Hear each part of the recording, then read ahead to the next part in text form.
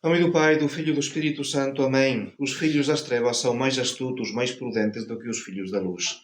O Senhor elogia, digamos, o administrador pela sua astúcia, apesar das suas ações moralmente questionáveis. E Nosso Senhor salienta no Evangelho que as pessoas que vivem no mundo, os filhos das trevas, demonstram com frequência uma esperteza e uma habilidade para gerir os seus assuntos mundanos de forma mais decisiva e eficaz do que aqueles que seguem os princípios espirituais, isto é, os filhos da luz. E é claro que o ensinamento não é um apoio à imoralidade, é mais um apelo aos filhos da luz, aos católicos, para que sejam igualmente diligentes, engenhosos, determinados na sua vida espiritual, que saibam usar inteligência e recursos com sabedoria, com previsão, nesse caminho tão árduo, tão difícil da própria santificação. Mais do que astúcia, para um católico, digamos, a palavra é mais a prudência. Prudência. O astuto é um pragmático. Valoriza a utilidade, tira proveito das situações, não se importa, finalmente, com a bondade ou a malícia das suas táticas e estratégias, que se calhar podem ser enganadoras. A pessoa astuta é a quem se aproveita. O prudente não, o prudente é sempre moralista. O homem prudente é moralista, se preocupa com o bem. Decide com base em princípios. O astuto, o comerciante. O prudente, o apóstolo, aquele que mide tudo em ordem a fazer bem. E se escolhe, discerne vários meios, é para alcançar fins bons e justos. O prudente, quando falamos de prudência, falamos de virtude. E esta prudência necessariamente contém como 3 elementos, um elemento de discernimento. O homem prudente vai discernir, baseado na sua razão e baseado também na fé, aquilo que é mais aconselhável para seguir a vontade de Deus. A vontade de Deus, a prudência está dirigida para o bem principal, que é a nossa salvação. Depois, uma vez discernido, está a escolha dos meios corretos para atingir esse fim bom e justo, para que a ação seja, desde o princípio até o final, moralmente correta. Digamos que este juízo prático, ainda especulativo, significa uma previsão, um planeamento, antecipar as consequências das ações. E, finalmente, faz parte também da prudência, digamos, o mandato, o império. Isto é, a prudência não é apenas teórica, é prática, vai traduzir-se em ações concretas. Para ser prudente não basta aconselhar-se bem, não basta julgar rectamente sobre o que se deve fazer, é passar a ação e pôr em prática o que se julgou conveniente. E não o fazer, omiti-lo, seria imprudência. A prudência é a virtude que vai ser aperfeiçoada pelo dom do Espírito Santo, o dom do conselho. Dom do conselho que vai fornecer orientação divina na tomada de decisões sábias, enquanto a prudência natural baseia-se, digamos, na razão, na experiência humana. Aqui entra outro elemento que é o Espírito Santo. Esta assistência direta permitirá actuar mesmo em situações que são complicadas, que são duvidosas. Por que falar desta prudência? Primeiro, em comparação com este servo astuto. Depois, porque a prudência é necessária em toda a vida cristã. Devemos ser prudentes, não unicamente na condução. Quando falamos de prudência, é condução. Bom, é bom porque já temos uma noção do que significa prudência. Isto vamos aplicá-lo, já não como o carro, para evitar acidentes e chegar a bom fim. Não, vamos tratá-lo quando se trata da nossa alma, evitar acidentes, efetivamente, e chegar a bom porto, a nossa salvação. Mas esta prudência é necessária para um pai de família. Que meios usar para que os filhos aproveitem a graça de Deus e progressem no caminho da perfeição? A prudência é necessária para todos nós, no nosso trabalho, de que maneira vou rendir mais frutuosa no meu dever de Estado. Digamos, sem prudência, a imprudência é um obstáculo enorme à virtude. E esta prudência é necessária não unicamente no aspecto pessoal, é também muitas vezes uma obrigação social.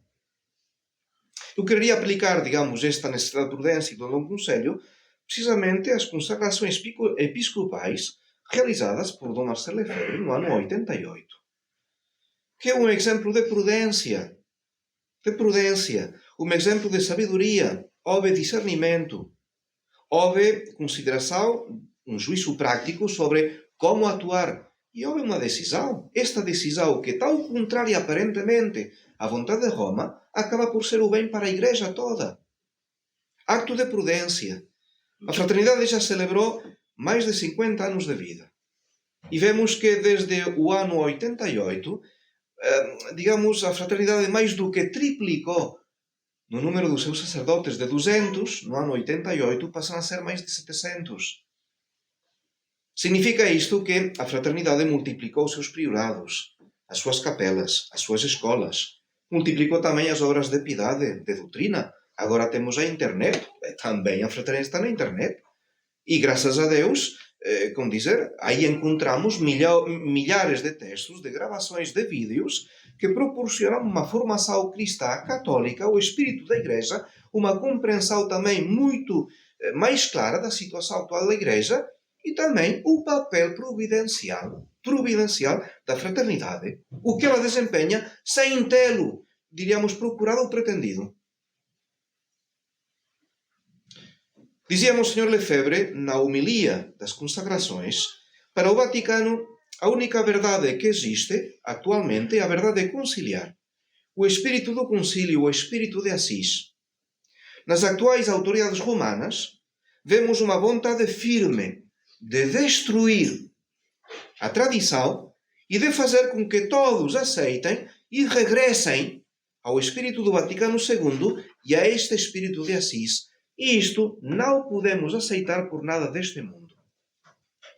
E outro motivo que ele mencionava na sua homilia era dizer que precisamos de ter bispos católicos e sacerdotes católicos que vos ajudem, aos fiéis, que vos ajudem a salvar as vossas almas, dando-vos a vida de nosso Senhor Jesus Cristo, através da fé, da doutrina, dos sacramentos e do santo sacrifício da missa. Esta é a única razão pela qual estamos a realizar esta cerimônia. Ponto de vista, Monsenhor Lefebvre, era uma operação supervivência da tradição da Santa Missa. Ele sabia que se ele morresse sem consagrar os bispos, digamos, a missa de Lutero ia substituir definitiva, totalmente, a verdadeira missa que teria ficado no esquecimento. Não falaríamos em rito ordinário e em rito extraordinário. Já a própria palavra extraordinário mostra a consideração que Roma tem com respeito à missa tradicional. Daí que a cerimônia do 30 de junho do ano 88 foi uma profissão de fé na Igreja, no sacerdócio, na missa, no reinado de Nosso Senhor. Foi uma profissão de esperança para assegurar esta sobrevivência da tradição, para assegurar e mostrar às novas gerações que não ficavam órfãs, que tinham sacerdotes preocupados realmente por continuar o trabalho da Igreja. E foi um ato de caridade para tantas almas bem dispostas, de boa vontade, que mantém a sua vida cristã graças às riquezas da tradição da Igreja. E todo este tesouro foi cortado a partir do concílio. Só que este estado de necessidade persiste. Se um tivesse dito, olha, desde o ano 88 até agora, as coisas melhoraram, realmente melhorou. A Igreja voltou, digamos, ao que era, ao que fazia antes do concílio. De alguma maneira corrigiu tendências que iam para um suicídio.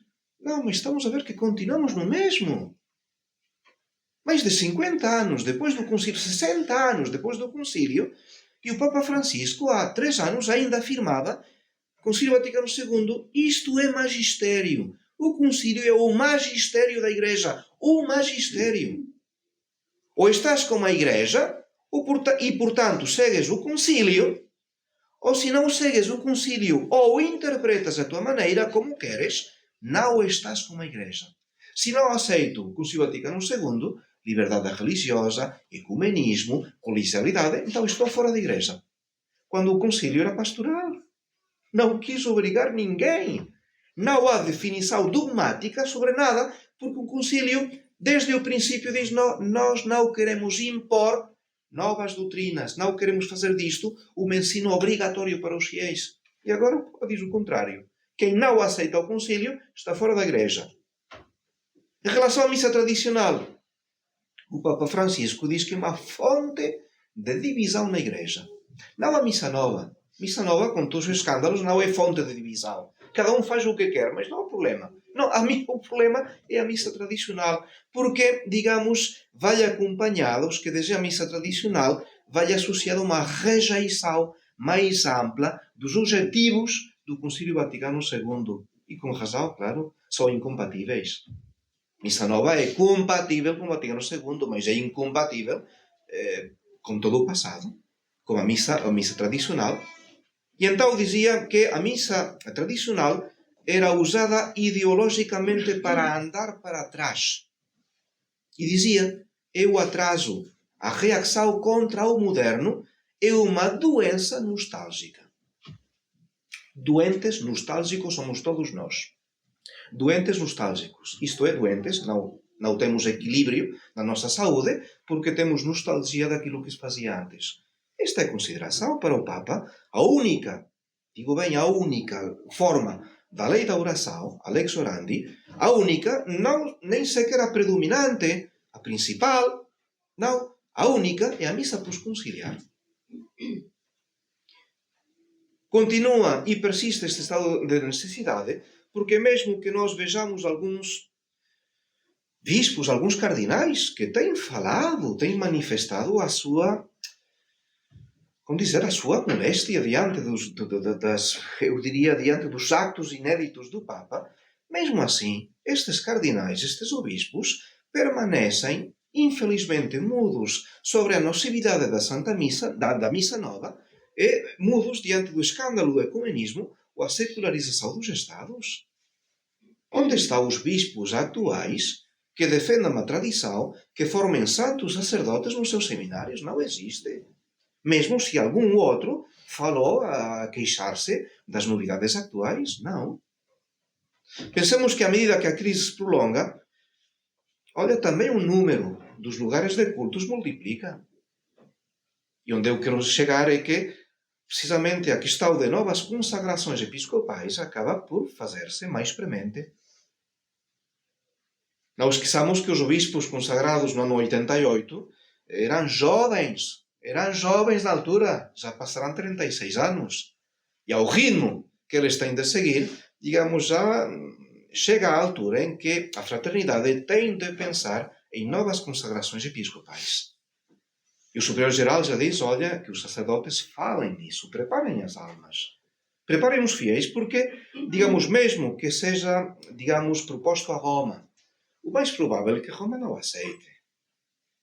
Digamos, o mais... atenção, não é que haja nomes, não é que haja uma data, não é que... Não, tudo isto, mas com certeza, quando uma tal decisão for anunciada pelo superior-geral, é de esperar o que já aconteceu no ano 88, esta explosão mediática contra os integristas, os rebeldes, os cismáticos, os desobedientes, com a mesma linguagem de sempre, não é? Pronto, eu acho que aí teremos todos, de alguma maneira, de enfrentar contradições, porque temos de dar explicações, teremos de também suportar vitupérios de desdém e até, se calhar, rupturas com pessoas próximas, não é? Porquanto os católicos querem a legalidade. Eu quero estar realmente com todos os papéis em regra e não aceito esta impressão, este medo, este receio de olha, estou contra Roma, estou às vezes contra Roma. Já vemos o que é Roma e Roma não muda. Então daí, digamos isso, a fraternidade está já a pensar nesta eventualidade de próximas consagrações. Eu digo, não sabemos quando, mas temos de estar preparados. Digamos, no ano 88 serviu, de alguma maneira, para quem percebeu o que acontece na Igreja ou quem não percebeu o que acontece na Igreja, e umas novas consagrações neste espírito de supervivência. Atenção, não é à toa. Não se trata de fazer bispos e... Não, se trata de pensar numa congregação que está ao serviço da Igreja, mas com uma finalidade que é o mantimento da tradição. E sem bispos, sem sacerdotes, isto não consegue continuar. Então, digamos, rezemos pelos nossos superiores, não é? Para que realmente a sua prudência, o seu dom de conselhos manifeste nas suas decisões. Rezemos também por tantos membros da fraternidade. A fraternidade cresceu no mundo, cresceu. É insignificante se compararmos, digamos, com a Igreja oficial, sim, porque o papel da fraternidade é um testemunho. Testemunho, pronto. Testemunhas, digamos, do que fez a Igreja, do que deveria fazer a Igreja para a salvação das almas. Mas rezemos pelos seus membros, rezemos pelos seus fiéis, rezemos também por tantos amigos e simpatizantes que vêm de longe, não querem misturar-se, não querem complicações, mas estão a seguir o que faz a fraternidade. E sabem que o critério da fraternidade é um critério sério, equilibrado. Eles não querem problemas. Então, olha, desde a distância, vejo o que fazem, mas não perdem o norte. Tanta gente, digamos, bem disposta que basta um empurrão, um empurrãozinho, é para olha, não, é o que tens de fazer, não? E para que Deus proteja também a nossa fraternidade, esta arca de salvação, erguida pela providência, no meio deste dilúvio que ameaça engolir a Igreja e a civilização, não é? Para que a fraternidade continue a multiplicar os bons frutos que até agora já tem dado. Precisamos dar graça a Nossa Senhora porque ela esteve ao pé da cruz. Ela esteve ao pé da cruz quando a Igreja oficial, Caifás, os sacerdotes, os escribas, renunciaram a Cristo. Disseram, não interessa, Nosso Senhor, não queremos desse Messias. Quando os apóstolos, os grandes amigos de Nosso Senhor, formados na sua escola por 3 anos, também o abandonaram. Nossa Senhora é que ficou aí, com uma fé, digamos, inamovível. Uma fé clara naquilo que estava a acontecer no Calvário. Então, que Nossa Senhora nos ajude precisamente a, como ela, manter esta perseverança, esta fidelidade à fraternidade e, sobretudo, mais além da fraternidade, à Igreja Católica. Um dia, acabava a sua homilia Monsenhor Lefebvre no ano 88, um dia talvez, dentro de alguns anos, só Deus sabe, a tradição recuperará os seus direitos em Roma e as autoridades romanas agradecer-nos-ão por termos guardado a fé nos seminários, nas famílias, nos nossos mosteiros, nos nossos países, para a maior glória de Deus e salvação das almas.